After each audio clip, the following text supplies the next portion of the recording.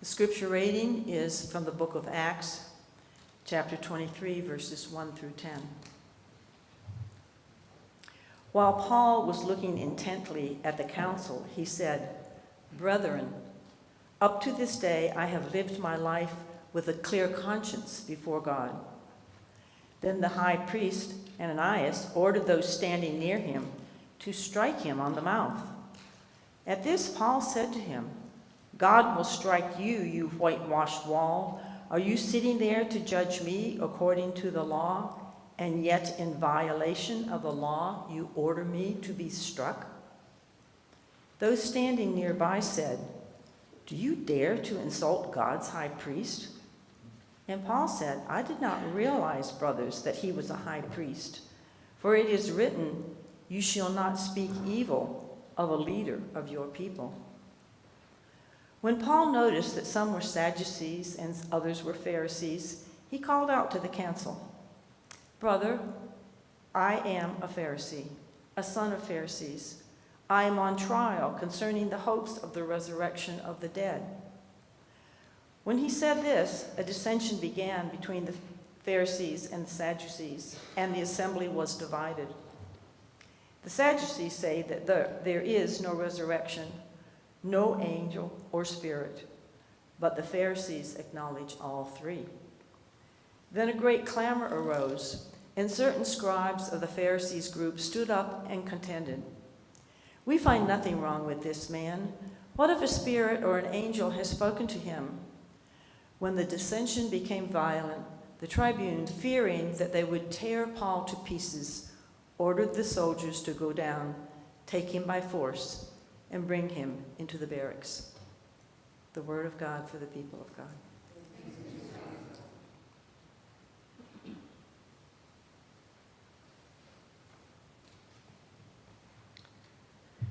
The Christmas story tells us that Mary and Joseph had to go to Bethlehem to be taxed because of their lineage. Bethlehem was in the region once allotted to the tribe of Judah, which was the tribe that produced King David and ushered in what many considered Israel's golden age.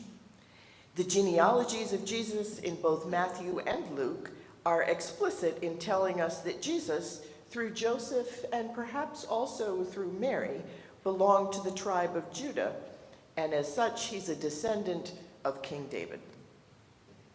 That's important for the gospel writers because a key Jewish expectation for the coming of the Messiah was that he would come from the house of David. While Jesus does not refer to himself as the son of David, other people do, which is a signal to anyone listening to them that they think Jesus is a contender for that Messiah title. While we'll talk much more next week about messianic expectations and how Jesus both did and did not meet them, that's much harder to understand without first taking a look at the landscape of Judaism during Jesus' lifetime. Whatever else the Messiah was or was not, it was a Jewish expectation for a Jewish man, and almost nothing in the story of Jesus' life makes sense outside of the context of Jesus as a Jew raised in the first century Roman colony of Palestine. Jesus was born during a fractured and distressed period in Jewish history. Strategically located on the trade route across the Mediterranean, empires had been conquering Israel since the Assyrians wiped out the 10 northern tribes of Israel in the 8th century BCE. From about 740 BCE until the birth of Jesus, there had only been one brief period of barely 100 years when Israel was free from the control of other empires. That short time of independence was brought about by a revolt by a Jewish priest named Judas Maccabeus, who ousted the Greeks from Israel in 160 BCE. The Jewish festival of Hanukkah commemorates that liberation and the cleansing of the temple in Jerusalem from the Greek gods and goddesses that had been there under Greek rule. But maintaining independence is hard when you haven't had to practice it for the better part of 1,000 years. And when there was no longer a common enemy in the form of an occupying empire, divisions and rivalries within Israel itself began to crop up. Competing heirs to the throne sought allies both inside and outside Israel to secure power for themselves. It's a very complex story, but those internal rivalries ended up opening the door quite voluntarily to Rome, initially with a kind of power-sharing agreement. Hey, Rome, we'll give you this if you'll let us do that. How about you come in and help stabilize this place? Rome says, oh yes, that will be fine, thank you very much. And in less than 40 years, they had full control of the place. And that came to pass less than 40 years before Jesus was born. So this is recent stuff. When Jesus comes on the scene, there were still people alive who remembered independence. The rivalries between the different factions of Judaism still simmered under the surface, as independence hadn't lasted long enough for any of them to become dominant. The Pharisees and the Sadducees still fought with each other. The Essenes and other ascetic factions went out to live in the wilderness, some in the caves surrounding Qumran, eventually giving us the Dead Sea Scrolls. And we learn from reading those scrolls that they decried the corruption of the elite priesthood back in Jerusalem. They baptized people to get the stench off, to purify them. New groups sprang up from those still enamored with Greek philosophy and culture, while more conservative voices sought to purge Israel of anything that was Greek. The Samaritans allowing a statue of Zeus to remain in their temple on Mount Gerizim was particularly odious and added to the historic rancor and hostility between Samaritans and Jews. And with the heroic revolt of the Maccabees and the relatively quick loss of independence it had brought still very fresh in people's minds, many stepped up and claimed to be God's anointed, which is what the word Messiah means in Hebrew, to repeat that effort, only to oust Rome instead of Greece. There were also a number of revolutionary movements that sprang up, ready to serve as the special forces for that new Messiah, and to cause trouble for Rome behind the scenes while they waited. One of Jesus' disciples is known as Simon the Zealot. The Zealots were one such revolutionary group, and almost 30 years after Jesus' death, it was the Zealots who started the revolt that ended up with Rome crushing Jerusalem and destroying the temple for the last time in the year 70. Another revolutionary leader of the time was Barabbas, the prisoner the crowds wanted released instead of Jesus before his crucifixion. But we're told he was a murderer. Well, one man's murderer is another man's freedom fighter. Two of Jesus' disciples were named Judas, in honor of the one who secured Israel's freedom by giving his life on the field of battle. That's the backdrop for not just the life of Jesus, but for the entire New Testament.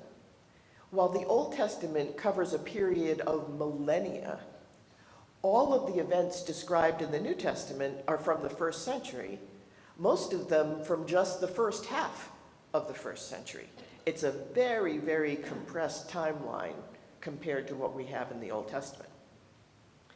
The scene from Paul's life that Joyce read earlier in Acts 23 takes place roughly around the year 57. And that broader context of all the factions and the revolutionaries and the I'm the Messiah, no you're not, it's me stuff remains. That's all unchanged, except for the addition of yet another Jewish faction called the Way, comprised of those who believed in the resurrection of Jesus and who sought to follow his teaching. And with all of that as background, I want to use that Acts 23 passage to talk about some of the many Jewish factions in more detail and how that affected both Jesus and his followers. In the context of the book of Acts, chapter 23 marks the beginning of the end of Paul. In chapter 21, he returns to Jerusalem to bring an offering for the poor that he's collected from the churches he established throughout Asia Minor. We're not told what happened to the offering, but the beginning of that chapter says he was very warmly received. So here's some money for the poor, oh great, so that was good. But by the end of chapter 21, Paul has been arrested by those who think his work with Gentiles is an affront to Jewish law. Chapter 22 continues with a speech Paul gives to the people to tell his story in the hopes of calming their fears enough to gain his release. It doesn't work, and the authorities are about to flog him when Paul tells them, hey, wait, did you know I'm a natural-born citizen? And the commander is like, oh, nope, didn't know that. And it was illegal to flog a Roman citizen without a trial. So they couldn't just beat him up and let him go. He has to have a trial. And that trial is where we start in chapter 23 that Joyce read. Here, Paul is telling his story to the Sanhedrin. So let's make a pit stop there. What on earth is the Sanhedrin? For several centuries before the birth of Jesus, Israel had like a ruling council of elders, although we don't know the exact makeup of that group.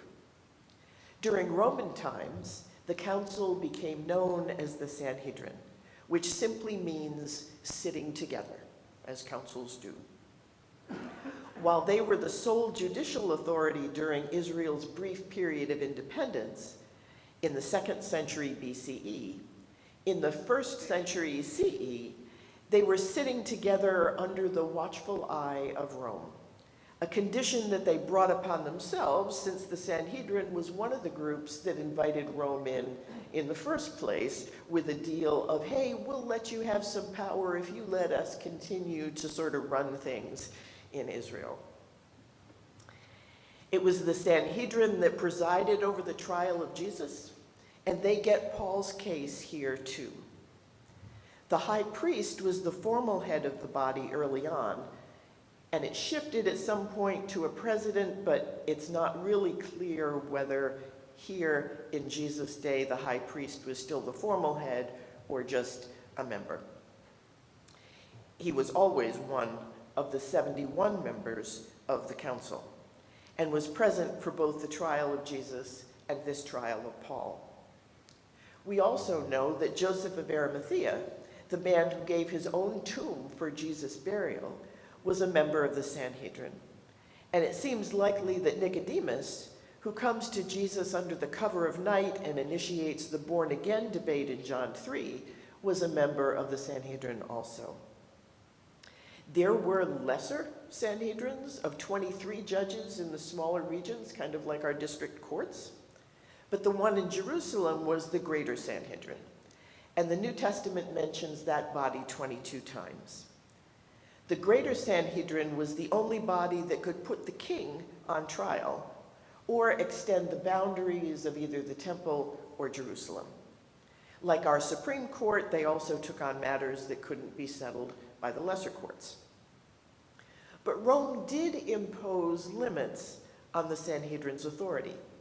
The Sanhedrin could not impose the death penalty, for example. They could put the king on trial, but they could not execute him. And as the ruling power over the colony, Rome could add or subtract from the Sanhedrin's power at will. In the 4th century, the Sanhedrin was totally dissolved by imperial decree. So much for that power-sharing agreement. In practice, that relationship functioned exactly the way you think it would. To stay in power in the Sanhedrin, You had to do what Rome wanted. No independent branches of government here. If Rome had no interest in the matter, then fine, do what you want. Otherwise, the very existence of the council, and certainly the power given to any individual members, depended on their usefulness to Rome. That dynamic was why Paul was a more difficult case for the Sanhedrin to deal with than Jesus was.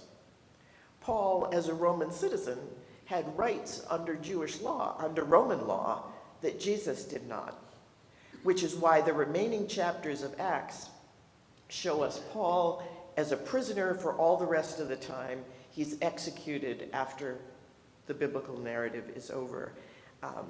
But all the rest of the time, he's getting passed up the legal chain until he finally has appealed to Caesar, and Acts ends with Paul in prison in Rome, where he writes several of the letters that we have. We don't know the exact makeup of the Greater Sanhedrin or how its members were chosen, but Acts 23 lets us know that there were significant numbers of both Pharisees and Sadducees in the body. So who were they? Both the Pharisees and the Sadducees arose as distinct groups about 150 BCE, right at the start of Israel's period of independence. While not all priests were Sadducees, most of them were. The high priest was almost always a Sadducee. They were also generally wealthier, for reasons we'll look at shortly. And so the Sadducees became associated with the priestly and aristocratic classes. They were not popular. The Pharisees were mostly laity, and they were much more popular with the masses. But the most important difference between the groups was in their belief system. Paul uses one key difference to his advantage in our passage from Acts 23. As a Pharisee himself, Paul well knew that there was a heated debate between the Pharisees and the Sadducees when it came to belief about the afterlife. The Pharisees believed that the dead would be resurrected. They believed in angels. They believed in other spiritual forces. The Sadducees didn't believe in any of that. So in what I still think is just a brilliant political move, Paul is there on trial and things aren't going very well, and so he throws a bomb into the argument by saying, I'm just in trouble because I believe in the resurrection of the dead. And then, whoa, everybody's fighting with everybody else, and it gets violent and nasty, and they cart Paul out of there, and he lives to see another day, while they're fighting about whether the dead can be raised. But that wasn't the only difference between the groups. They also had significant differences on how to interpret the law, including what could be considered as part of the law in the first place. In our own legal language of today, the Sadducees would be known as originalists. The law was what was written down by Moses at Sinai, no more, no less. It wasn't to be adapted, added to, interpreted, or modified for new situations. It said what it said. The Pharisees countered that while God gave Moses a written law, there was also a lot that God simply told Moses orally across the years in the wilderness as Moses tried to interpret it and use it in the practical cases brought before Moses as a judge of the people. That oral law, or tradition, as they called it, was just as important to the Pharisees as the written law. And over time, it became the larger body of laws in later Judaism. In our legal parlance, it was more, the Pharisees were more like using case law and precedent to decide cases instead of just the language of the Constitution alone. The Pharisees were the progressive religious voices of the day.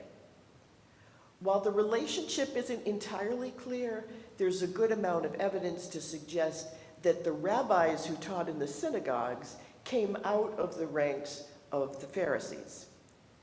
And it was the most liberal rabbi of the day, Gamaliel, who had been Paul's own teacher. That more flexible approach to the law of the Pharisees is exactly why Paul could see himself as a strict Pharisee while still making adaptations to the law for Gentile followers of Jesus. Ultimately, it's why Judaism itself could adapt to new situations, and why the more rigid priestly class of the Sadducees disappeared once the temple was destroyed by Rome in the year 70. Once Israel could no longer fulfill the letter of the law to go to the temple to sacrifice, the Sadducees couldn't adapt, and they disappeared almost overnight. But the Bible tells us about more groups than just Pharisees and Sadducees. For example, in the parable of the Good Samaritan, we have a priest and a Levite who walk by a wounded man in the road. While priests tended to be Sadducees, there were priests who were Pharisees, and there were priests who were neither. Much as you would expect from our current use of the word, the job of the priest was to preside over the sacrifices, the prayers, and other activities at the Temple of Jerusalem. It was a priestly mediating between God and the people kind of function, not the function of teaching which the rabbis filled. While the title of priest was limited to the person presiding, the term Levite was much broader, and it encompassed not only the priests, but everyone who provided any kind of service at all at the temple, from the musicians to the craftsmen and builders to gatekeepers and more. Cohen and Kirigiti this morning were Levites. They came up, they helped with reading, they helped light the candles. In the days before the temple in Jerusalem, the people who set up, took down, and carried the tent of meeting from place to place were also Levites. The term Levite described both a job and a people. They're all members of the tribe of Levi, so they're kin. And when Israel settled in the Promised Land after leaving Egypt, it was the tribe of Levi that was given the job of keeping the worship of God alive in Israel for perpetuity. The Levites were the only one of the 12 tribes to be assigned a job. The other tribes were all given land, which caused a problem. Since the Levites were working full-time tending to worship and had no land to farm or to raise livestock, they had no way to provide for themselves or for their families. The answer to that problem was establishing the tithe. The other 11 tribes were told to give 10% of what they had to the Levites so that the Levites and their family could live, and to make it fair, the Levites would then take 10% of that, which was usually livestock and grain, and offer that as a burnt offering so that they too were giving 10%. But it wasn't long before there was a new problem. In time, the number of Levites grew well beyond the number of temple jobs that were available. In 1 Chronicles 23, we're told that King David assigned 38,000 Levites to serve in the temple that his son was building, and 24,000 of those were assigned to build it. So pretty much as soon as Solomon's temple in Jerusalem was finished, the problem of too many Levites was on their doorstep. They addressed that by dividing them, priests included, into 24 shifts, so that each person served for 1 week, twice a year. That system remained in place until the destruction of the temple in the year 70. We can see it in practice in the first chapter of Luke, where Zechariah, the soon-to-be father of John the Baptist, is serving as a priest. Verses 8 through 9 read, "Once when he was serving as priest before God and his section was on duty, he was chosen by lot, according to the custom of the priesthood, to enter the sanctuary of the Lord and offer incense." That's what the job looked like by Jesus' day. It's one of the 2 weeks per year that Zechariah's unit is on duty. And even then, there are so many of them that they have to cast lots to figure out who gets to go in now to offer incense on this day. Working just 2 weeks a year gave the Levites a lot of time off. They were all still getting paid now from the tithe, so they didn't need to pick up another job. So how did they use their newfound leisure? They got an education, something that was only available to the aristocracy in most other cultures, and which would, by Jesus' time, result in the priestly class of the Sadducees also becoming associated with society's elite. Not many people in Israel in Jesus' day were literate. If they were, there was a far greater chance that they could read rather than both be able to read and write. But Levites had the time and the means to learn both, which gave rise to yet another group that we encounter a lot in the Gospels, the Scribes. It's likely that most of the Scribes were Levites who had used their free time to go learn to read and to write. So what did the Scribes do? They copied and prepared manuscripts, some for religious purposes, others for business. In the Bible, the Scribes are often mentioned in the same breath as the Pharisees, because the Scribes followed the Pharisees around to write down their interpretations and debates about the law as they had them. Since the Sadducees didn't believe in interpreting anything, it was the Pharisees who were developing new content and were interesting to the Scribes and wanted what they said and what they decided to be written down and become part of the case law. And so the Scribes are instrumental in developing all of that. While many Pharisees could read, not many of them could write. Some of them could. But the Scribes filled that function, and both Judaism and Christianity would have taken very different turns without them. But throughout Jesus' lifetime and for the entire New Testament period, there was no Christianity as we would know it today. The New Testament is a story about Judaism in a time of upheaval, centered on a Jew named Jesus from the tribe of Judah and the house and the lineage of King David. How did the son of David come to be called the Son of God? How did a branch of Judaism become a totally new religion? Next Sunday. Amen. You can think about that as the choir sings.